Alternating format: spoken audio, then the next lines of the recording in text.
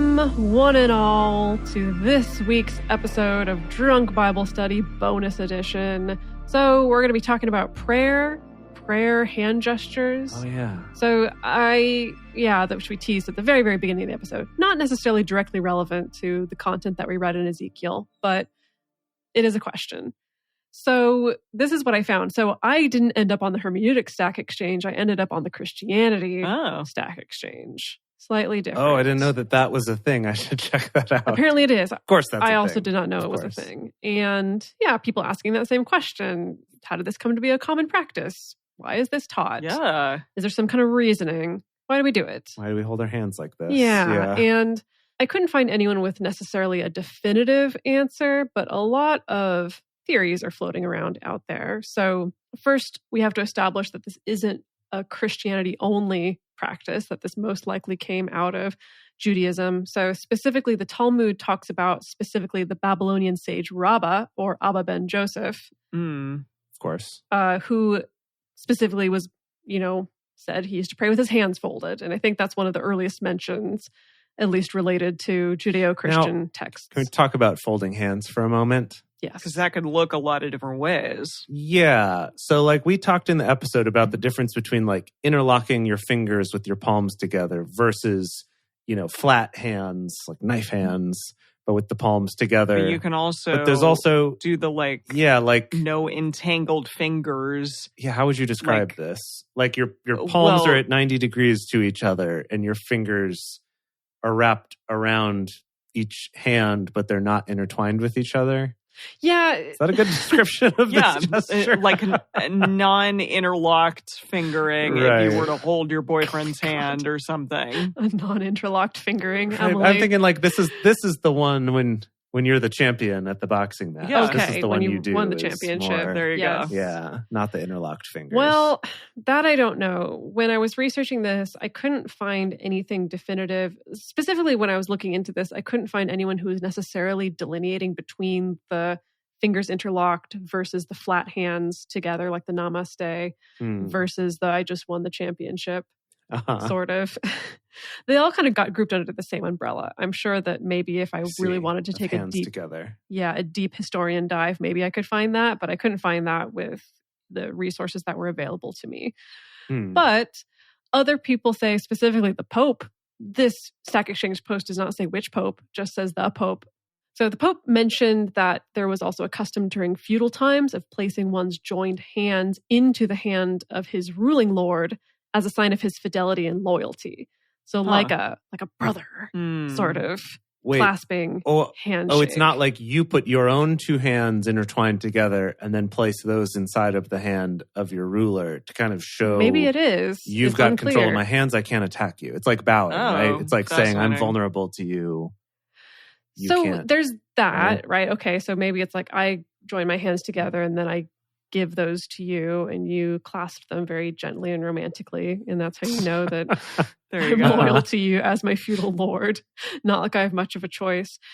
Other people were saying that this leads back to a Roman practice that initially came out of basically symbolism of being subjugated in some way, like being handcuffed or having your wrists tied. Wow. Goodness. This idea of, I can't use my hands. This is my symbol of I'm giving it all up to you.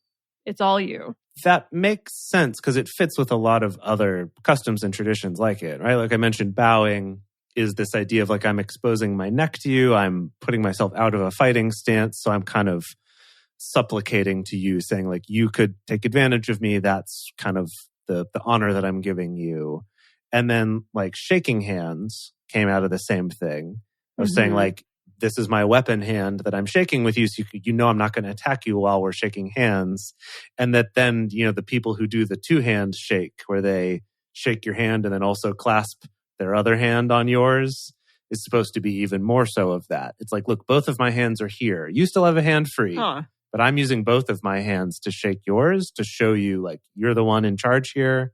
I'm vulnerable to you. So it makes sense that this kind of fits in with that same thing, whether it's about having your hands bound or just the fact that look, my hands are occupied. I can't be doing anything else right now. Yeah. It comes out of the supplication. I will say I looked at the Wikipedia page for prayer, just prayer. There's a whole Wikipedia prayer. page on it, and really goes into a deep dive about how prayer traditions come out of so many different cultures and religions and faiths. It's, both praying and having a particular position when praying, and also specifically doing the hands folded or hands clasped or hands raised isn't exclusive to Christianity or Judaism as well. Right. Right. Yeah. Now, as always, I also found a good Christian blog that looks like it's straight out of the 90s. Okay, good. And what did they have to say? Well, there's a lot of resources out there about specifically body positions in prayer and what the Bible says or what's okay and what might be recommended.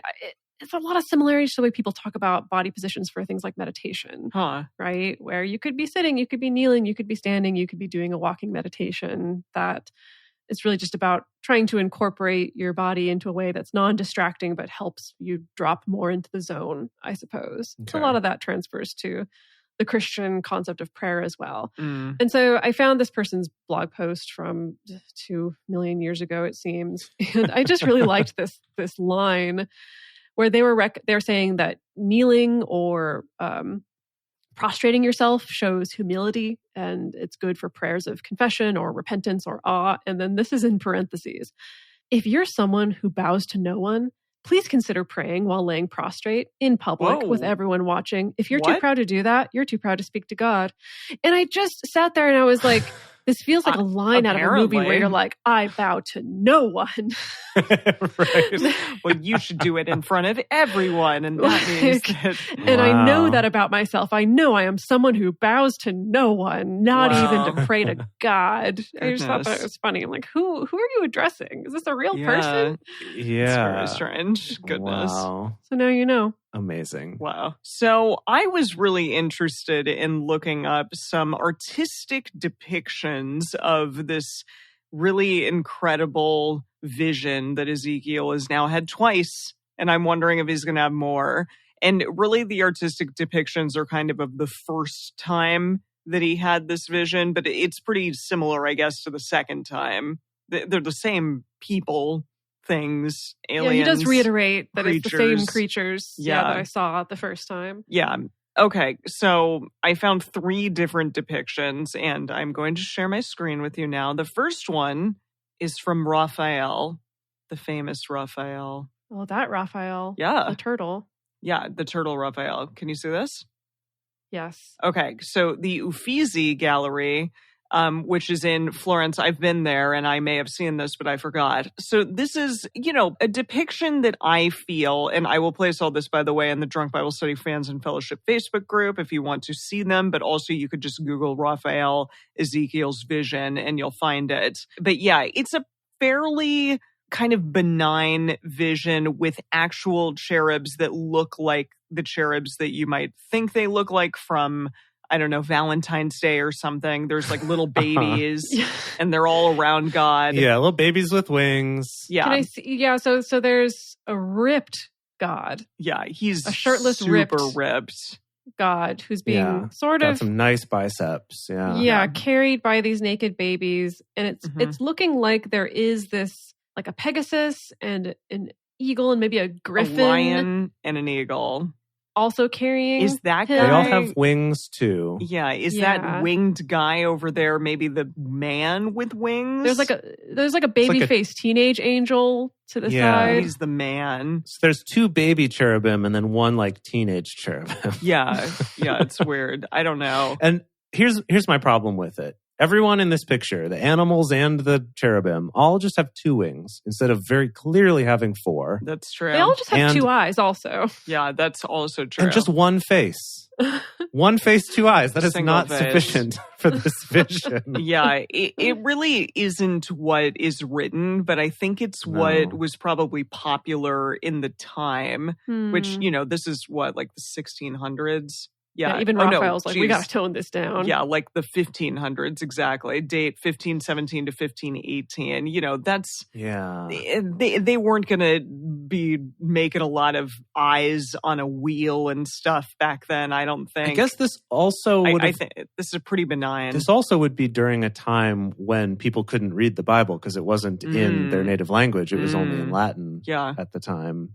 And so... Yeah, so Raphael is Italian. This painting is in Italy. But I agree with you that perhaps somebody who could read Latin told Raphael about this, and he was like, okay, well, I hear the word cherub, and like Emily, I'm going to decide to make little fat babies. And that'll be way less disturbing than what I just heard. I think that's what happened. Right. Got it. Okay. All right. So let's move on to the next one. Okay. This is from, I don't even know who did this, but it's on myjewishlearning.com. And it's pretty cool, but weird also. It's another... Looks like an etching. Yeah, it does. So not an oil painting, but an etching. Yeah, it looks like it's drawn, but it shows Ezekiel standing or kneeling kind of with his mouth hanging open on top of some sort of hill. And it looks like there's a fiery, I don't know, Babylon in the background a little bit over there. And probably Jerusalem on fire. Yeah. Something's on fire. There's a hand extending out of a cloud with some sort of, I don't know, what is this? It's like a newspaper or something. Yeah. Is it the book that he was supposed That's to eat? That's got to be the scroll that is putting him in his mouth. Oh, yeah. The scroll that he eats. That's why his mouth's hanging open, because he's about to eat it. Okay. He's going to chomp that scroll. And kind of in the middle of the drawing is this weird four-headed, many winged creature with some feet. Yeah. And it does have, that kind of looks like a bull head, like a lion, a person, a bull, and an eagle, I guess. An eagle, yeah. And then... Yeah, too many wings here, and only one creature with just a million wings. Yeah, and it does appear to have 4 bodies, not just 4 heads, but 4 bodies all kind of back to back with each other. It looks like a compass. Yeah, a little different. Well, and then right next to them, they have this wheel within the wheel, which looks like if you took 2 wagon wheels and just put them at right angles. And I think those are eyes to each other. It actually looks more like 3 wheels. And there's eyes on them. But the thing is that there's no relationship between the creature and the wheels. They're just kind of stickered. There's one, and then there's another. Yeah. So there's no sense of them controlling the wheel or riding on the wheel or anything like that. And of course, up above, Yahweh's hanging out. God, the typical beardy man in the sky. Yeah, Yahweh's like sitting in a chair. On a throne. Yeah, on a throne, kind of like above all of this. And he's like, In the book, it did say that the wheel was next to them all the time. Oh, it didn't? Yeah, and the text didn't say they mounted it. We kind of figured that's what it meant. Yeah. Like, why would the wheel be there otherwise if they're not, using it for a purpose? I mean, maybe it just for fun? I don't know. Right. I don't know. But this is a really interesting depiction. Also not quite what I had in mind. No, not quite as glorious as what we pictured, at least what I pictured. Yeah. Okay.